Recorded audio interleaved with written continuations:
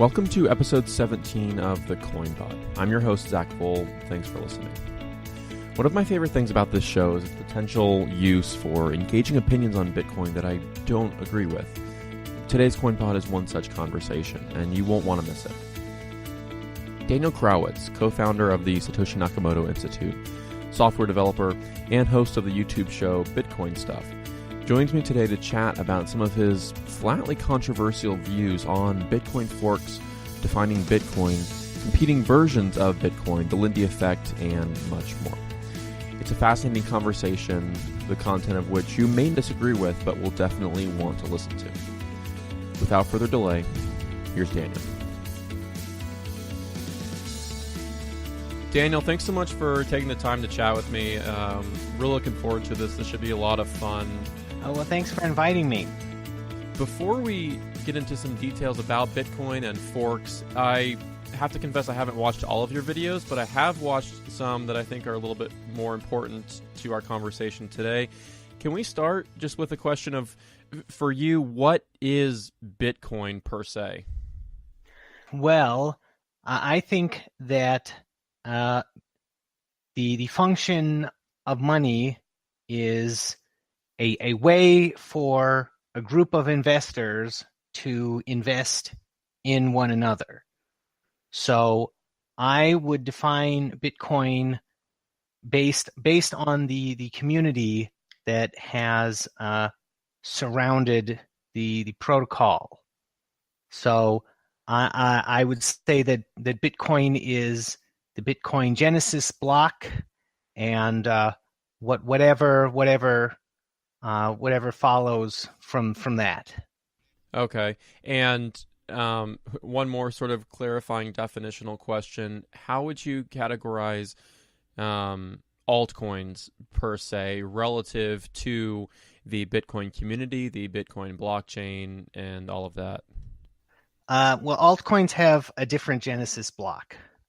So altcoins are, because they have a different Genesis block, there is a different group that surrounds the altcoin. And I would say that two different coins are inherently rivalrous. And since the value of money is based on the network effect, there is it is strategically less valuable for people to get into altcoins than it is to get into forks of Bitcoin, because you're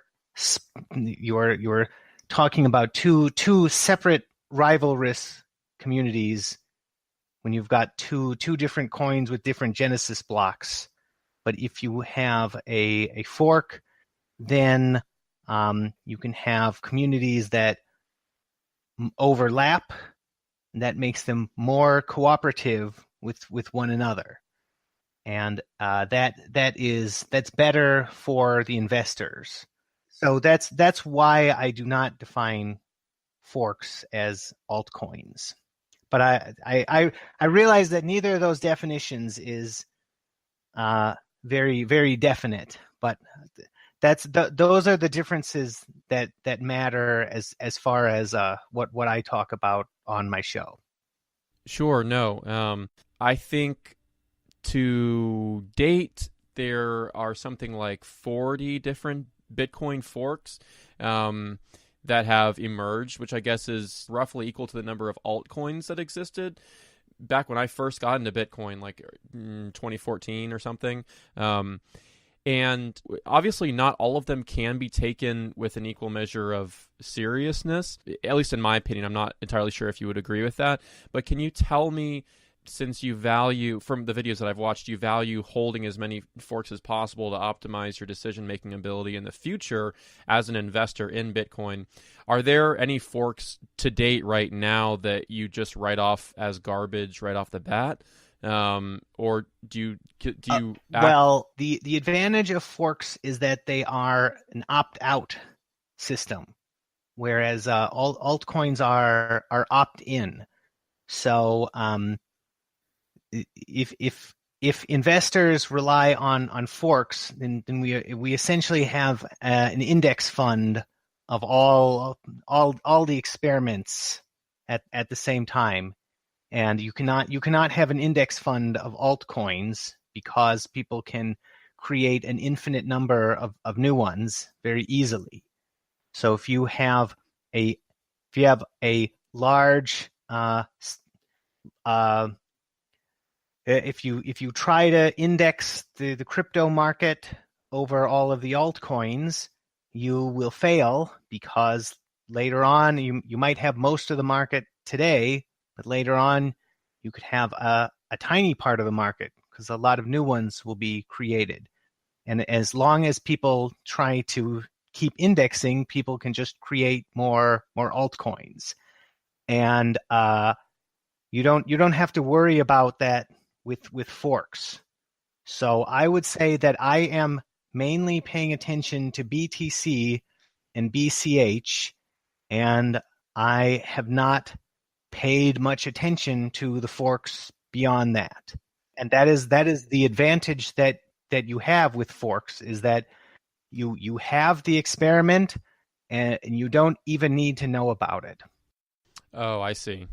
There are a variety of forks that are simply jokes like Bitcoin Pizza and Bitcoin God and all of this thing. But is there a particular reason why you're focusing strictly on the cash fork of Bitcoin and then BTC Bitcoin rather than other forks that maybe focus on privacy or even more heavily on some of the so-called problems that the cash fork tries to solve? I think that forks, or excuse me, I think that the value of the cryptocurrency is based on the other people holding it. See, because the function of money is for a group of investors to invest in one another.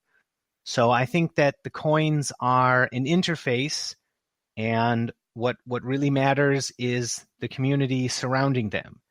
And the forks of Bitcoin, other than BTC and BCH, may be doing interesting things, but the BTC and BCH are the ones that have a significant community around them, at least significant enough for me to pay attention.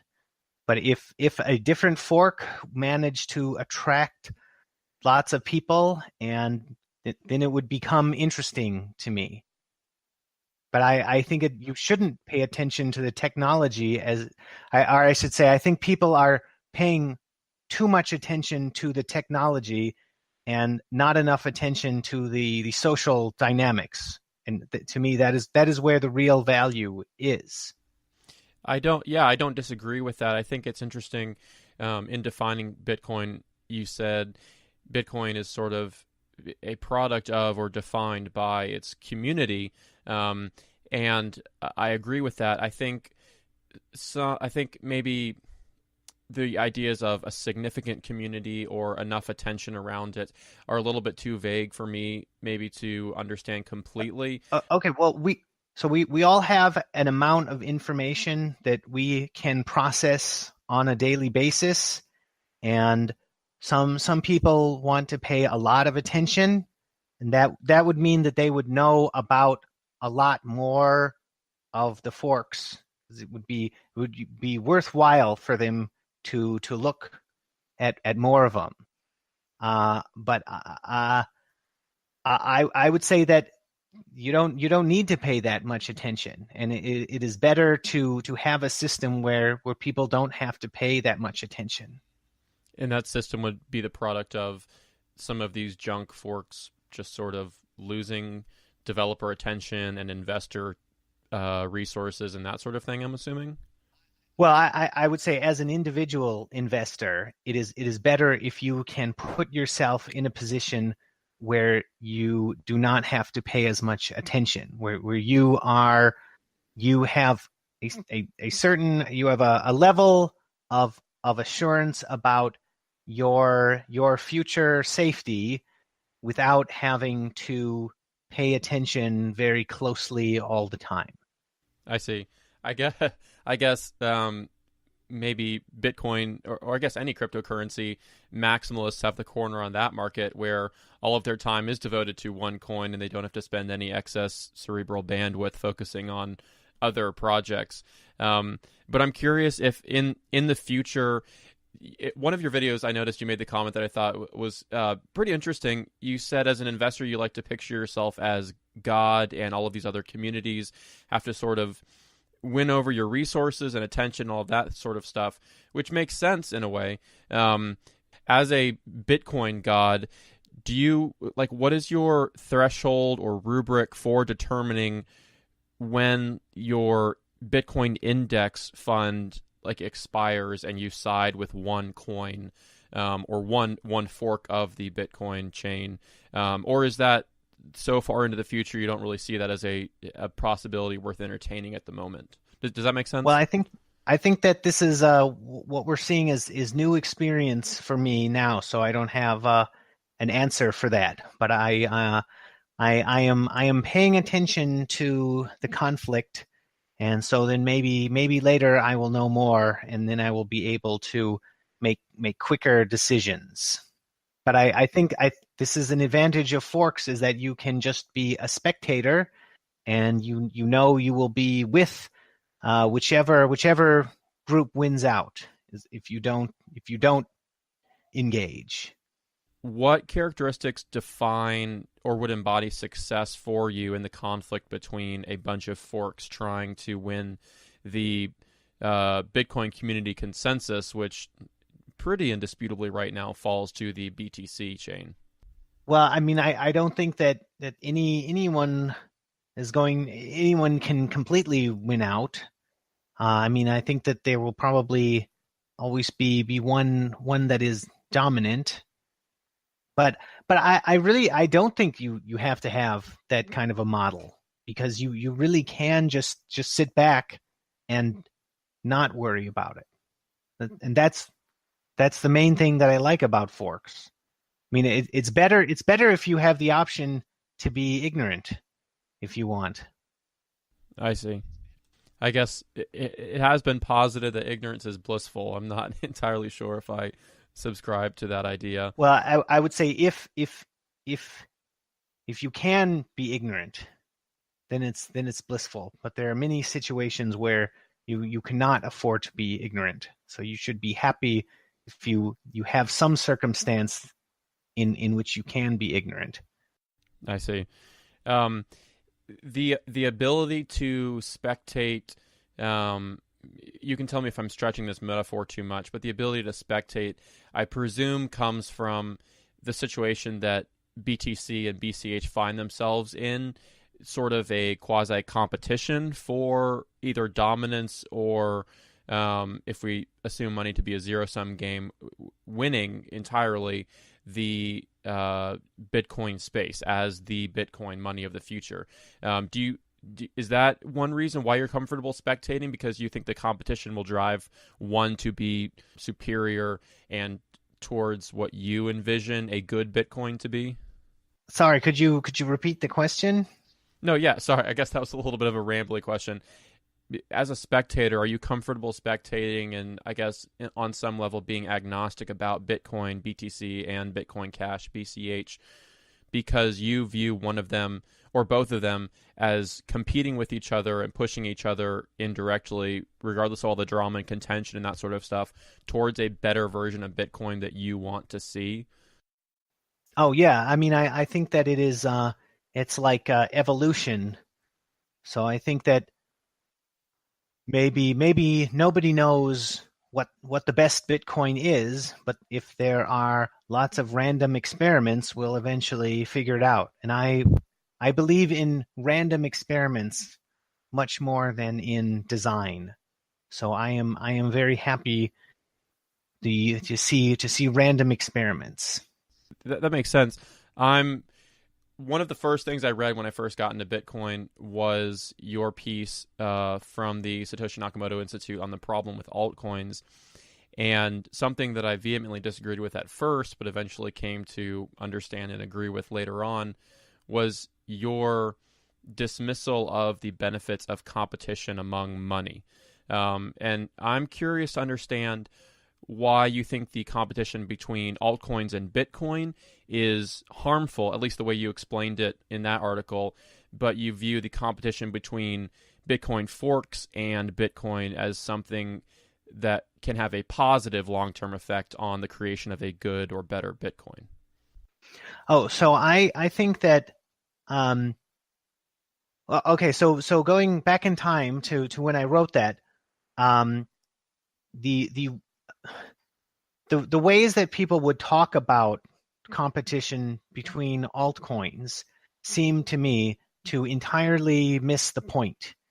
And people would invent something like Litecoin and say that it has a different hash algorithm, and people would tweak all kinds of different things about it. But I would say that the coins are really competing with their communities, and that is the real difference between them. And the difference in hash algorithms is not really how they are competing. And the difference between the communities is a much more important difference. So if you are saying we invented a new hash algorithm and we are doing an experiment with it, and you make an altcoin, I would say that you are not really doing an experiment, because you've got you would need to control for the community, which they are not doing. Whereas a fork is much closer to a controlled experiment, because you essentially you copy the UTXO set at some point. So that means you have the same group of investors. That's when you're competing on the technology, not when you make an altcoin. So I think that forks are closer to real experimentation. I guess my initial impression is that, similar to bragging about a new hashing algorithm, claiming to be a better cryptocurrency, a better Bitcoin, by virtue of simply increasing block size or something like that, isn't enough to push you over the threshold of competing with, let alone defeating Bitcoin, in my opinion. And some things that I've read that you've written seem to agree with that there's such a high threshold. I'm curious to know if you agree, I should say, with the fact that there's such a high threshold for beating out Bitcoin BTC, that it's not just a matter of a better technology, but it has to be so many orders of magnitude better than Bitcoin right now, that the reason I'm not very bullish about forks really at all is because I don't see anyone even coming close to that threshold. Do you see Bitcoin Cash as coming that close to beating out Bitcoin, that it as Bitcoin is so vastly superior technologically than the technical state of Bitcoin now? Well, I actually think that BCH and BTC are also competing with their communities, and it is not about technology so much. Who do you think is winning that communal competition right now? And how do you measure that communal competition? I think that BCH will win unless BTC drastically changes its behavior. Behavior meaning what exactly? So I would say that the plan chosen by the BTC core devs is very specific, and that's not something that investors like, because the more specific you get, the more risk you are taking on. So you have they are putting investors in a position where the investors have to all take on more risk together to follow their specific plan, and they are not open to plans that make things easier on the investors. And they have created a community that drives out independent thinkers. And those are the people who are the strength of the community. Well, I'm curious who or which demographic you're referencing as the investors, because from what I've seen over the past year or two, there's been a massive influx of investors into Bitcoin, institutional investors, retail investors, what have you. And at least from the institutional side, not so much into Bitcoin Cash or any other fork, really, for that matter.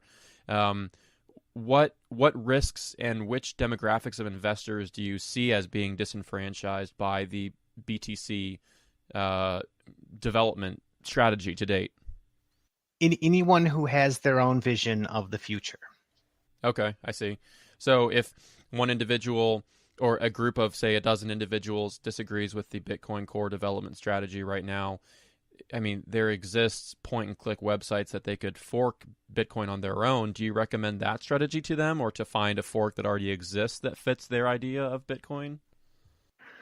Well, every future of Bitcoin can be its own investment product, and forks are a very primitive way of accomplishing this.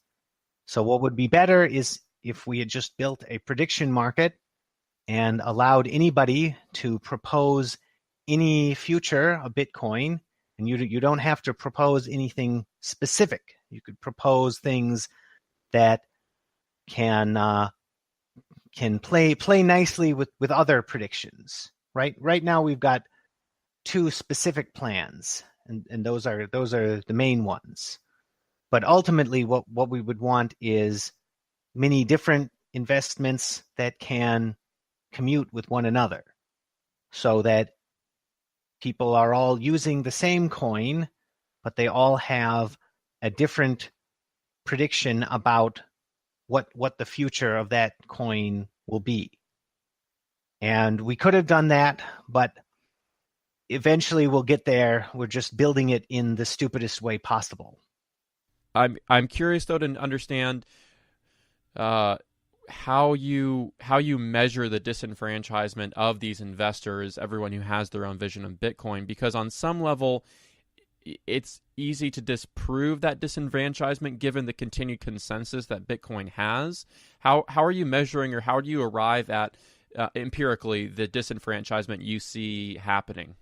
Well, you'll just have to watch the video that I am about to upload, called "Hoarding and Hyper Bitcoinization," and I am measuring the disenfranchisement based on the way that I am treated by people in BTC when I talk about what I think the future of Bitcoin is.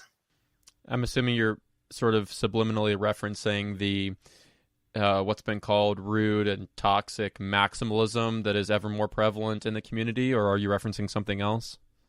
I'm just referencing my experiences with other people in Bitcoin. Going back to Bitcoin and competitive forks, you once wrote, I forget whether it was on Twitter or in an article, that you sort of see, which is, I guess, the underlying thesis of the Lindy effect. You see Bitcoin's past success as a very strong indicator of its future prospects for success too.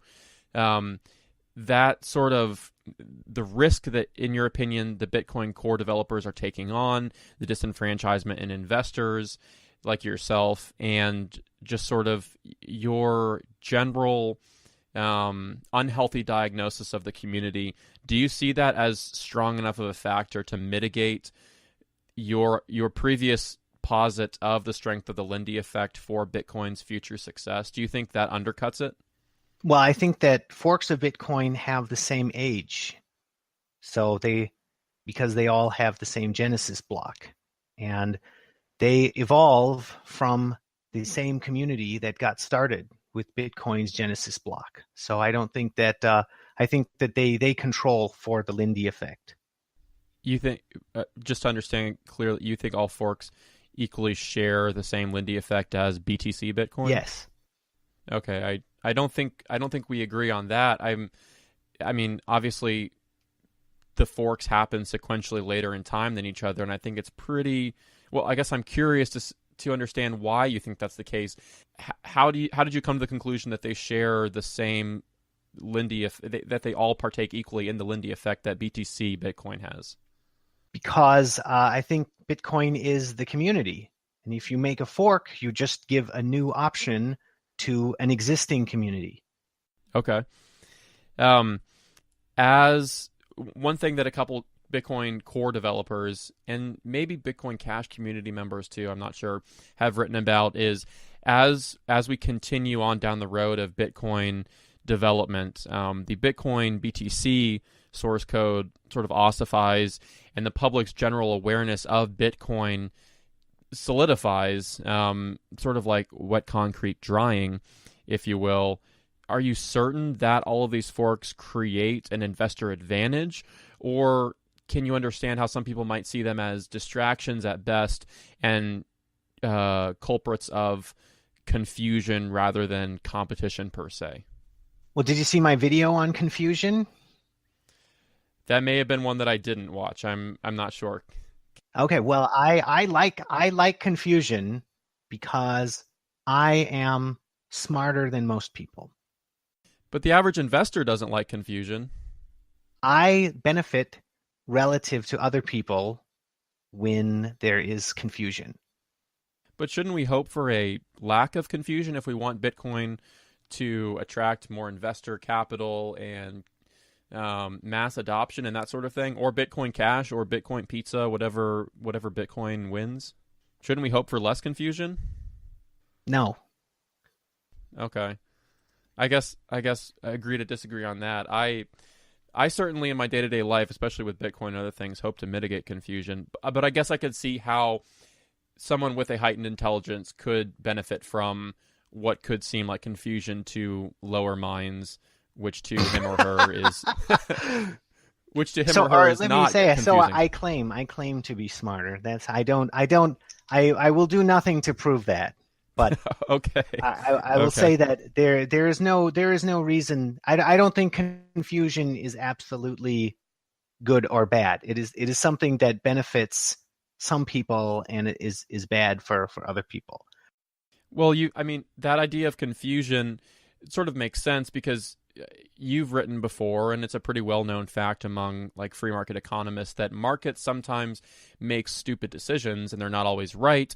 And we could reasonably posit that that's because some market actors are confused and just sort of dumb. How would you react to a world where the market picks BTC Bitcoin as the winner just out of sheer confusion and stupidity, whereas you and other people realize a different version of Bitcoin is better? How do you combat that stupidity? Well, I would combat it by going off and doing something else and enjoying my life. Okay. Do you have any like final thoughts on why you're bullish about Bitcoin Cash or the Bitcoin Fork Index Fund in general, to sort of evangelize or hopefully illuminate lesser minds who may be confused or don't subscribe to your investment theses? No.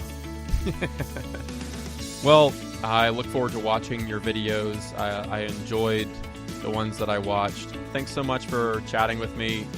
Appreciate your time, and I can't thank you enough. Thanks for making the time to chat with me. Well, thanks for inviting me. I had a good time. This CoinPod has been a production of You, Me, and BTC. As always, thanks to my colleagues Tim Baker and Daniel Brown. And thanks to Daniel Krawisz for coming on the show and chatting with me. Be sure to follow Daniel and the CoinPod on Twitter at Daniel Krawisz, Krawisz, and at the CoinPod. Message either or both of us after listening with your questions and comments, and visit thecoinpod.com to learn more about the show. As always, we'll be back next week. So until then, cheers.